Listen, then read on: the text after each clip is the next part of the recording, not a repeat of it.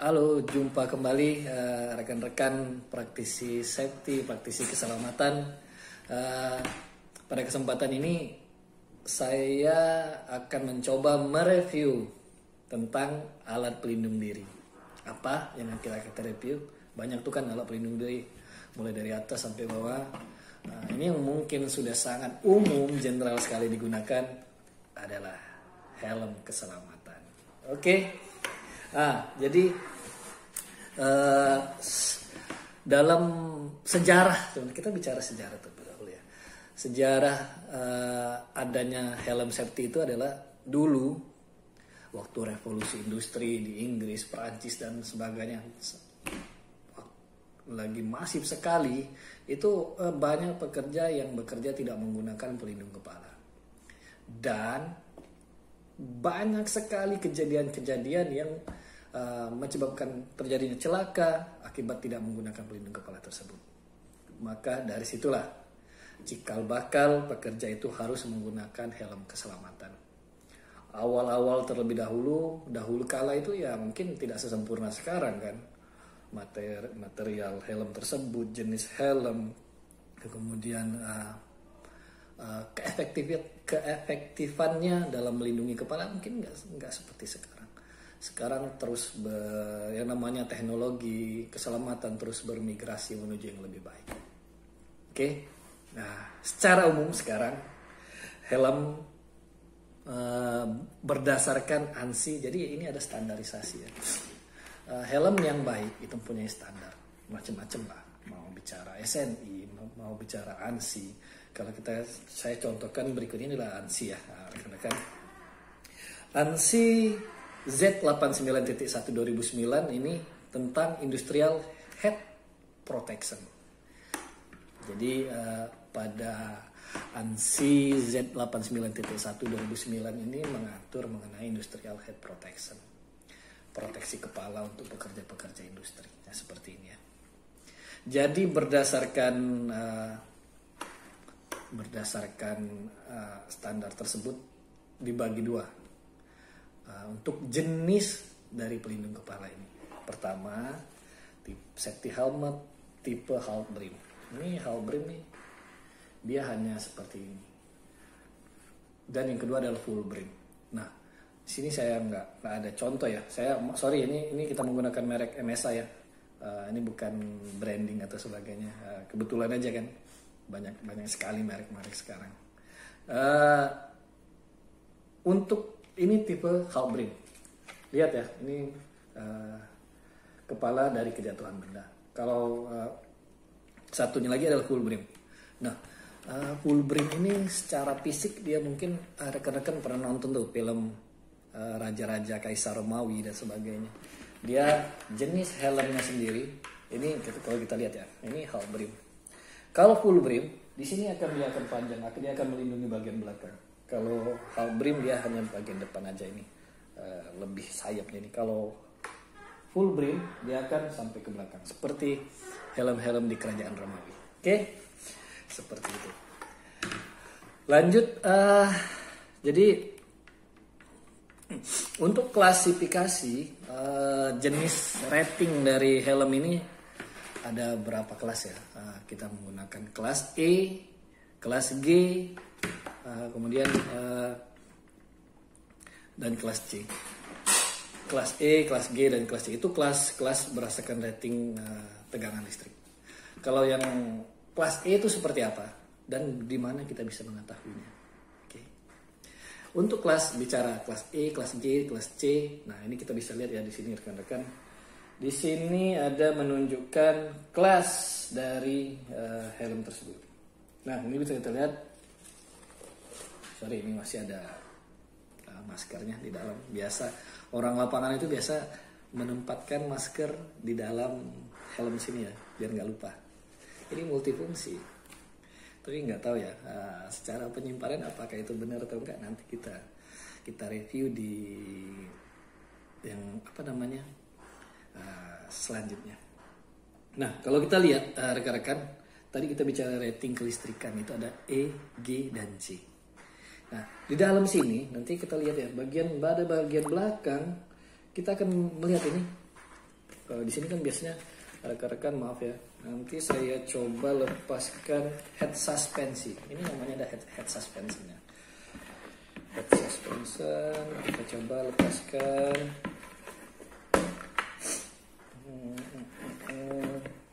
Jadi rekan-rekan bisa melihat secara utuh dari helm ini.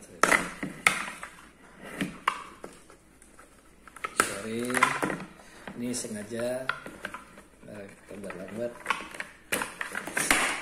Nih rekan-rekan, ini helmet yang belum ada, yang tidak terpasang head suspensinya ya.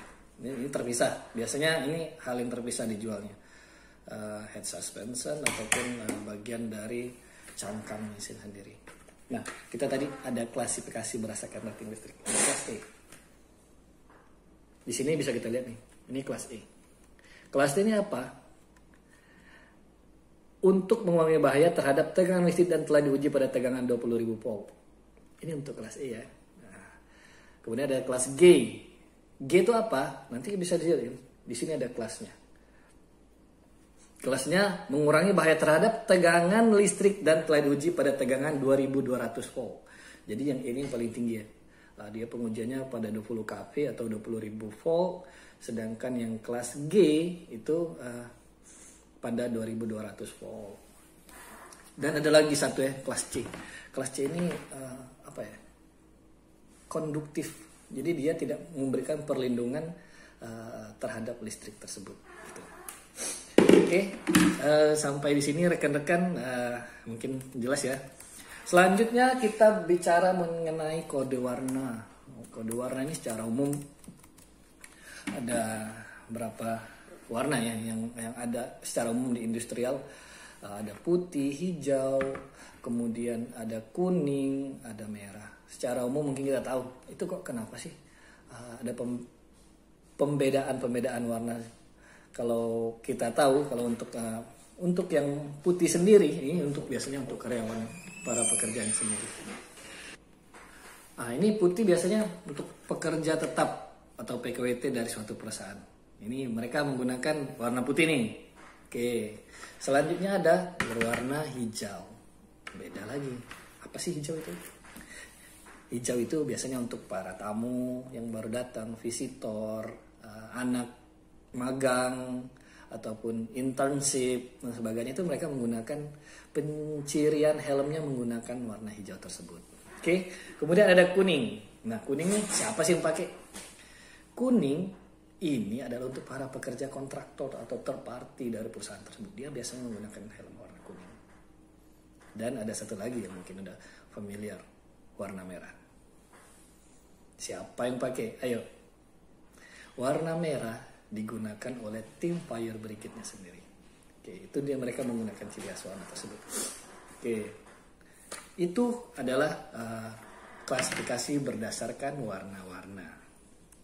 Oke, lanjut kita ke fungsi-fungsinya ya. Kalau kita lihat ini, mengapa sih rata-rata helm dia atasnya mempunyai cangkang berbentuk V seperti ini? Pasti ini didesain nggak sembarangan desain kan, pasti ada dasarnya. Kemudian di sini ada jendolan-jendolan, apa istilahnya? Kemudian di sini ada lubang. Itu fungsinya seperti apa? Pasti ada semua fungsi. Ayo kita review satu persatu. V ini berfungsi untuk kita bicara aja orang lapangan ya. Ini untuk mengurangi beban jatuh dari objek-objek yang terbang dari atas. Jadi ini mengurangi beban jatuh. Kalau kita bicara orang mekanikal bicara ini, kalau penampangnya tanpa ada penampangnya datar, penampangnya mulus dan sebagainya, itu ketika jatuh oleh material-material dari atas dia akan langsung menghantam. Tapi kalau seperti ini berbentuk V, dia akan mengurangi hantaman tersebut. Jadi dia tidak jatuh secara langsung. Oke. Kalau kita lihat ini sering nih, apa nih? Ini sering kita cantolkan kan di pada helm. Ini biasanya digunakan untuk untuk ear muff ataupun kotak dari ear plug tersebut sendiri. Ini seperti ini.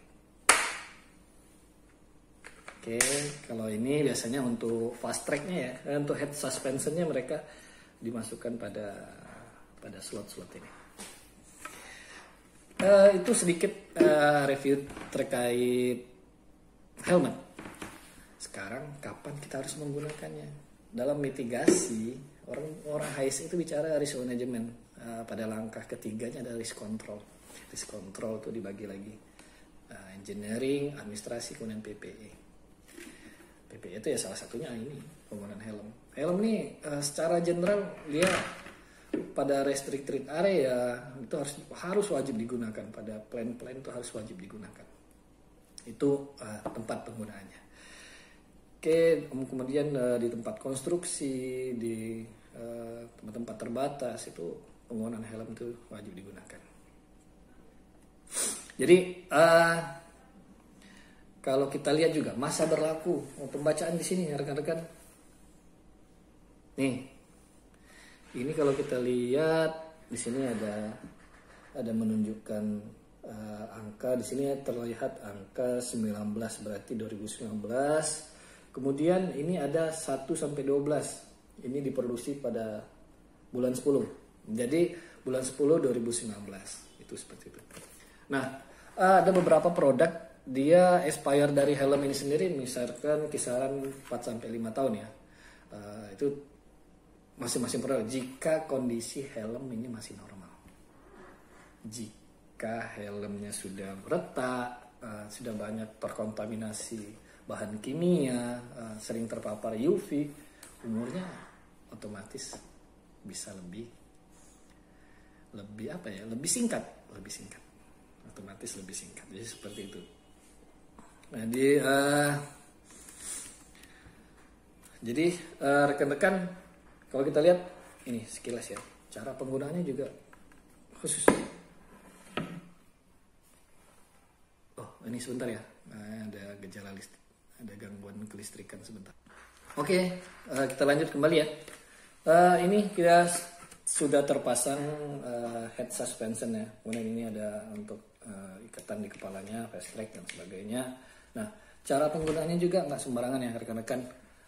Ini ada dua lapisan tali ataupun head suspension di sini. Pertama-tama yang bagian dalamnya kita tekan ke dalam.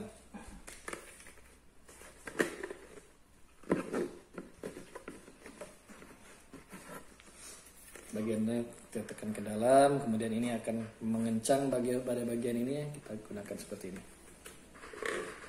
Ya. Oke, setelah dia seperti ini pastikan ini kita ikat, kita kencangkan secara kuat.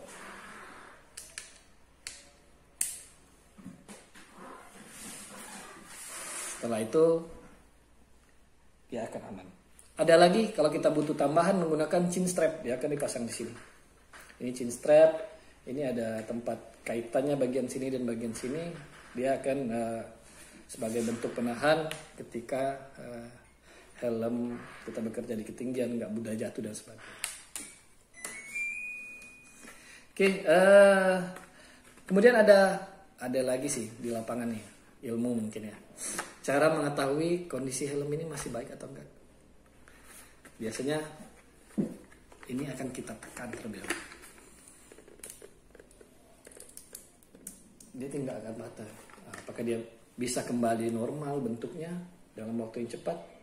Itu berarti kondisi helmnya masih bagus. Oke, rekan-rekan, itu sedikit review kita bicara tentang helm. Insya Allah ke depan kita akan review berapa APD lagi. Kemudian jika rekan-rekan ada pengen kita diskusi terkait HSE, yuk di komen dan kita akan review, kita akan bahas, kita akan diskusikan. Salam keselamatan. Assalamualaikum.